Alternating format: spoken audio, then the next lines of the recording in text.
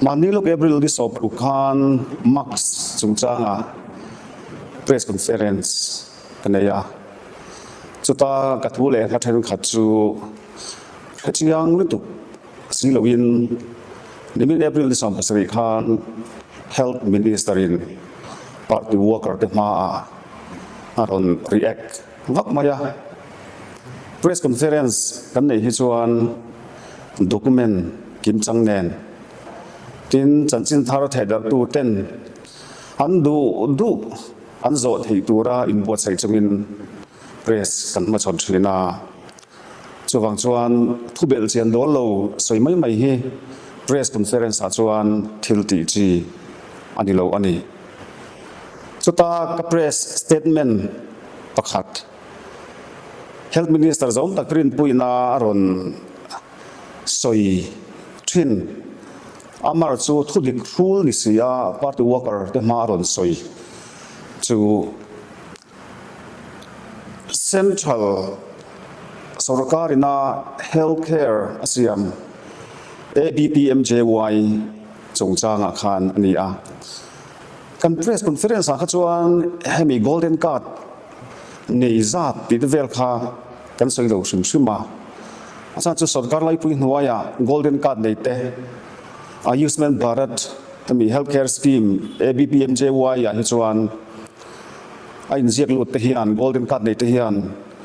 cashless in seng nuai nga thleng inen kolna andong thei shima PM sarkar ti ani lova tin MNF sarkar kalta hun lai atanga sarkar lai puina ron chan ani wangin state sarkar kha ain rol vak thei lo sim bani tin Mizoram hian golden card nei tur zat hi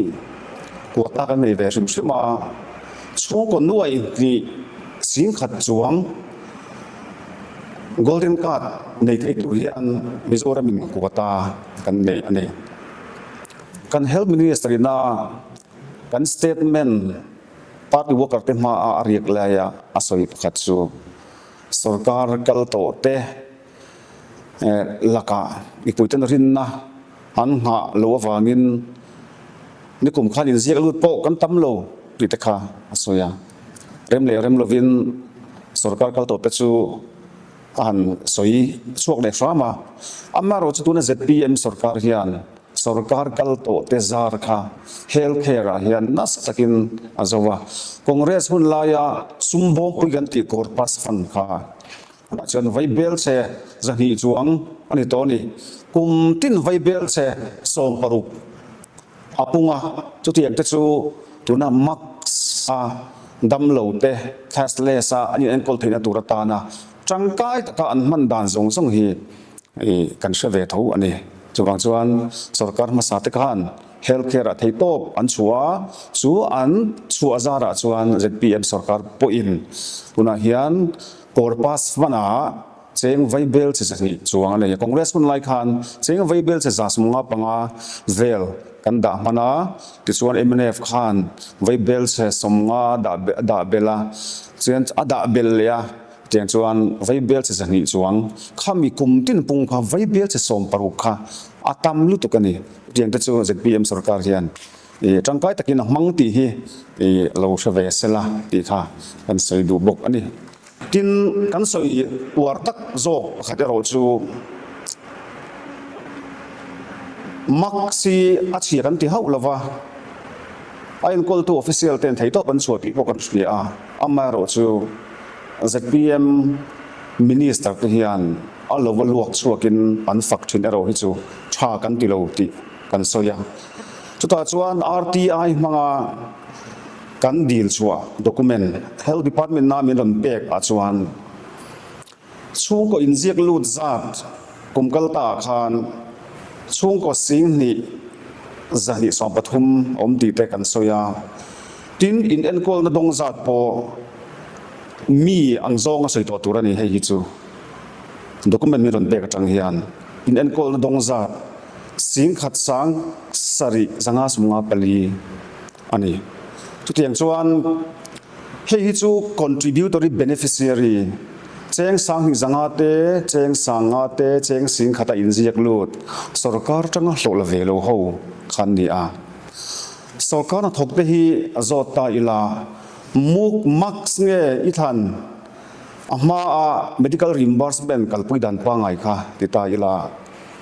maxi anthan arin omlo ani tin pensioner te po hei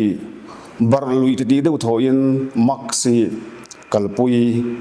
antan hian kalpui ani a kan nau pakhat anu nen chawa om anu chu pensionan nar ani a ti chuan a pension hlo tlem te tang chon thlatin cheng sang khat in maksa in jek luta ma se afapa a pui ve chun kha max noya pensioner te in zeluna khan anu khan akep ve thei to silawa so chen afapa po kha mi inen kol ve ngai reng ani wangin a ran pa in maksa hian in zelu ve angai ta ani chung ko member pani lekha max akhan scheme pani in anin zelu ngai ta pakhat chu pensioner ta na scheme an siam le pakhat chu general cheng sang ni zangate cheng sangate cheng sing khatte an siam scheme akhan a in zelu nge ngai ta ni chu tiang chu hi max kalphung ani a tin vo india ka han enge chanchin sang kan hriat zinga tanga enge ka thil chiar bak fu pakhat ba chuan meghalaya phi chuan registration fee ma omlova aadhar card mangin anin ziak luta ABPMJY tenen an lakop ve thowa maro chu mizoram aya tha in le changtung zokin nuai nga sim thomin in an kolna an dong thei ani chu tiang chu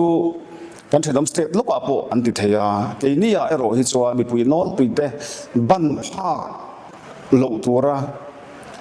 cheng sang ni zangate sangate sing khat te in zielu angai hi hello kan ti a ti tem thei ni se chuan mi pui nol pui hi tun a in an zielu ne manga chhorpo kan tam don ani kan health minister ne na kangen du khachu max zomlo hospital kan nei te hi tloro se damlo te din mun max mang ve du em ma se mang ve theilo te din mun hi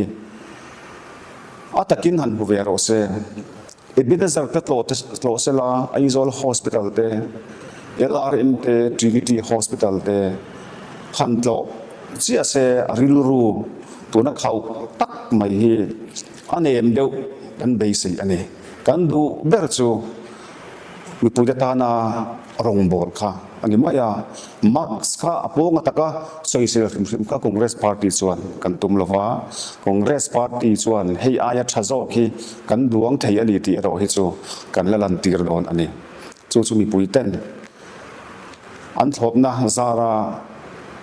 pathian kai soina sarkar na kan lo chang ve ani chuan tuna ZPM sarkarina akal pui dan aya tha huap zo healthcare mitin te polsam taka anin zialu theina tin in en kol na thatak an don theina khatiang kalphung kha khatiang policy kha congress party chuan duan kan tum ti kha kan health minister zom tak thusoi han chan le pa in kan soi ani chu